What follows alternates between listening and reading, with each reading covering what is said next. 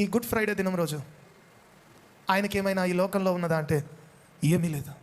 మరి ఈ లోకంలో ఆయనకి ఏమున్నదంటే నువ్వున్నావు, నేనున్నా.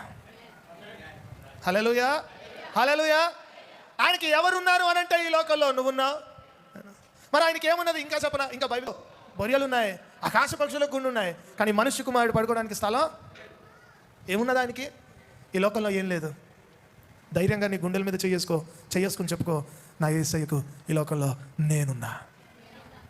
హల్లెలూయా, హల్లెలూయా. ఈ లోకంలో ఎవరున్నారు? యేసయ్యకి నేనున్నా. ఈ లోకంలో నేనున్నా. నా కోసం ఆయన వచ్చాడు. నా కోసం వచ్చి ఏమీ లేనివాడిగా ఆయన ఉన్నాడు.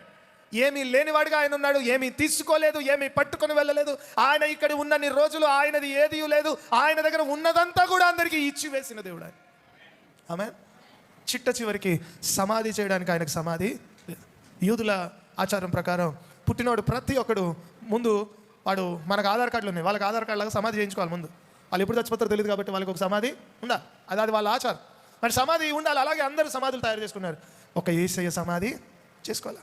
కానీ యేసయ్యకు ఒక ధనవంతుడు సమాధి, శ్రేష్టమైన సమాధినిచ్చాడు. ఒక బాధాకరమైన విషయం చెప్పనా? ఈరోజు యేసుప్రభు వారికి ఈ లోకంలో చోటు లేకుండా పోయింది, స్థలము లేకుండా పోయింది. అలాగే మనము కూడా క్రైస్తవులుగా పిలువబడుతున్న మనలో చాలామందికి కూడా ఈరోజు దేవునికి చోటు ఇవ్వకుండా తిరుగుతున్న పరిస్థితి.